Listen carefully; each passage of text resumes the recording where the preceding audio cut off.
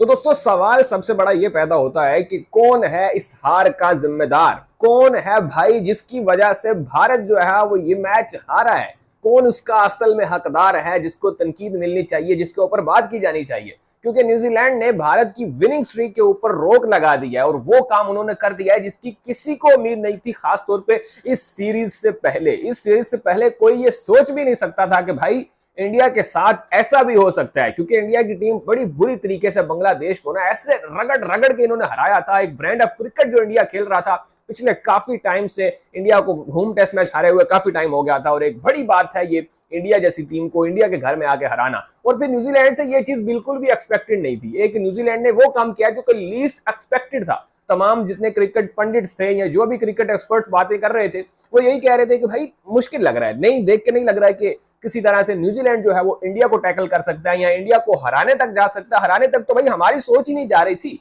हम तो ये कह रहे थे कि टफ टाइम देगा या नहीं देगा, इस तरह की बातें कर रहे थे। लेकिन ये एक जो है वो अनएक्सपेक्टेड किस्म की चीज की है न्यूजीलैंड ने। क्योंकि रिसेंटली न्यूजीलैंड की जो परफॉर्मेंसेस रही हैं भाई, जिस तरह से ये श्रीलंका के खिलाफ खेल कर आए हैं, वो तो देख के बड़ी मायूसी सी हो जाती है कि भाई श्रीलंका से ये हार आए हैं तो इंडिया के खिलाफ आके ये क्या ही मुकाबला करेंगे, क्या ही टक्कर के लोग जो है वो इनको मिलेंगे। लेकिन खैर ये जो कॉन्टेस्ट हुआ है ना, इसने बिल्कुल दूध का दूध और पानी का पानी कर दिया। इसने बता दिया है कि भाई ये मैटर नहीं करता आपकी टीम कितनी बड़ी है या आप कौन सा ब्रांड ऑफ क्रिकेट खेल रहे हो। ऑन द डे अगर आप अच्छा नहीं खेलोगे तो आपकी टीम एक्सपोज होगी और आप मैच हारोगे।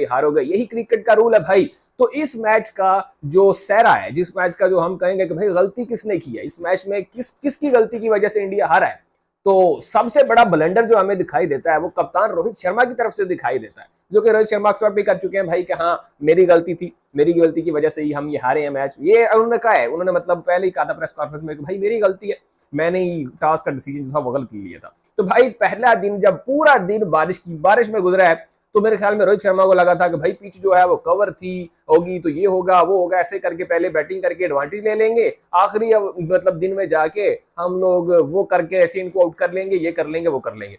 लेकिन वैसा कुछ हुआ नहीं।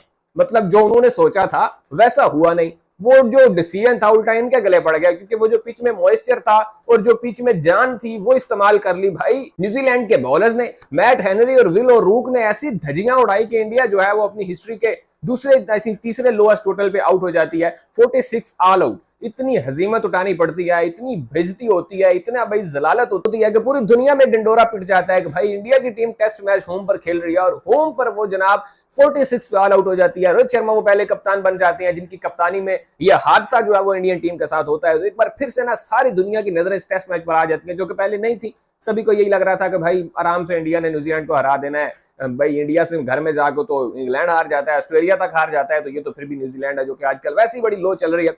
लेकिन न्यूजीलैंड जो है वो इस बार कुछ डिफरेंट प्लान्स के साथ आई थी। जब मैच से पहले इन्होंने केन विलियमसन को बाहर बिठाया था ना, तो मैं यही सोच रहा था कि भाई एक वाहिद बैटर है इनके पास उस क्लास का जो कि खेल सकता है, लेकिन इन्होंने उसको भी बाहर बिठा दिया है।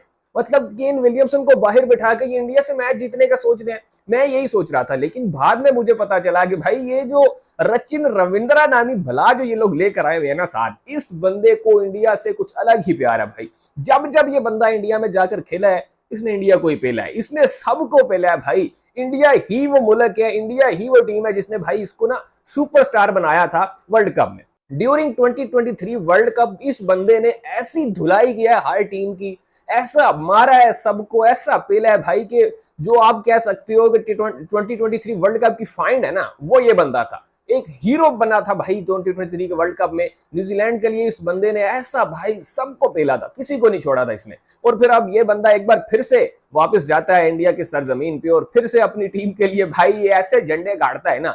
135 रन की इनिंग ये फर्स्ट इनिंग में खेल देता है और तकरीबन 46 रन की इनिंग जो है ये सेकंड इनिंग में खेल देता है। तो भाई मैन ऑफ द मैच भी बंदा ले उड़ा है, नेक्स्ट लेवल। एक जो डिफरेंस था, जिस बंदे ने गेम को उठा के कहां से कहां पहुंचा दिया न्यूजीलैंड के लिए, वो यही बंदा था। फर्स्ट इनिंग में तो अकेला खड़ा रहा है भाई, एक टाइम पे ना डेरल मिचेल साथ दिया, ना टॉम ब्लंडल साथ खड़े हो सके, ना ग्लेन फिलिप साथ खड़े हो सके, बंदा अकेला खड़ा रहा है। फिर टीम सऊदी साथ आया और टीम सऊदी ने भी 65 मार दी और ये बंदा 135 तक लेकर चला गया। और भाई इसी की वजह से जो न्यूजीलैंड थी वो 400 तक पहुंची थी फर्स्ट इनिंग में, और उसी की वजह से इंडिया के लिए जो है ना वो इतना प्रेशर क्रिएट हुआ और इंडिया इस मैच में पीछे रह गया, कहीं दूर ही रह गया और वापस नहीं आ सका। फिर बात जो है वो फिर वही आ जाती है कि किसका कसूर है। एक तो डिसीजन वो जो गलत ले लिया रोहित शर्मा ने, पहले टॉस जीत के बैटिंग नहीं करनी चाहिए थी, वो एक वर्स्ट किस्म का डिसीजन था। उसके बाद बॉलर्स भी जो है वो उस तरह से कंट्रीब्यूट नहीं कर पाए। मतलब अगर आपके पास बुमराह हो, आपके पास सिराज हो, आपके पास सो कॉल्ड बेस्ट स्पिनर भी हो भाई, जो कि रविंद्र जडेजा हैं, रविचंद्रन अश्विन है, आपके पास बड़े बड़े खिलाड़ी मौजूद हैं,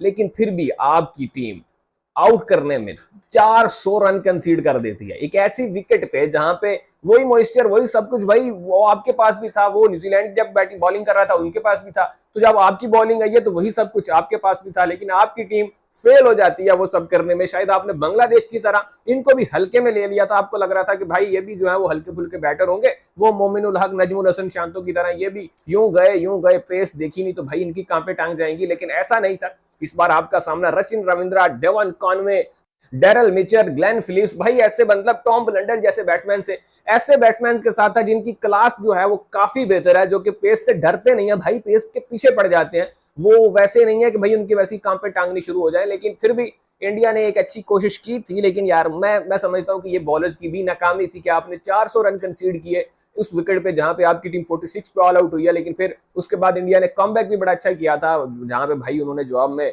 तकरीबन 450 रन भी टांग दिए, लेकिन वो उसका फायदा हुआ नहीं है यार, क्योंकि जो आपने 400 रन कंसीड किए हैं ना, वो जो है वो जो चोट दे गए हैं वो एक बहुत गहरी चोट थी। दूसरा बैटिंग का फेलियर भी था फर्स्ट इनिंग में, लेकिन खैर हो जाता है भाई, अच्छा दिन भी नहीं होता कभी कभार। लेकिन इसमें अब देखना पड़ेगा भाई, एक तो केएल राहुल जो है वो बिल्कुल फ्लॉप शो दिखाई दिया इंडिया की जानिब से, ना फर्स्ट इनिंग में कुछ कर पाए, ना सेकंड इनिंग में कुछ कर पाए, और फिर डिसीजन भी काफी सारे गलत डिसीजन लिया रोहित शर्मा ने। एक तो टॉस का हो गया, उसके बाद भी ड्यूरिंग मैच भी बॉलर्स को लेकर और फील्डिंग सेटिंग को लेकर काफी जो है वो उनके डिसीजन जो है वो थोड़े बहुत नजर आए हैं। लेकिन खैर फिलहाल तो यही कहा जा सकता है कि ये दो डिसीजन जो है इंडिया को कॉस्ट कर गए।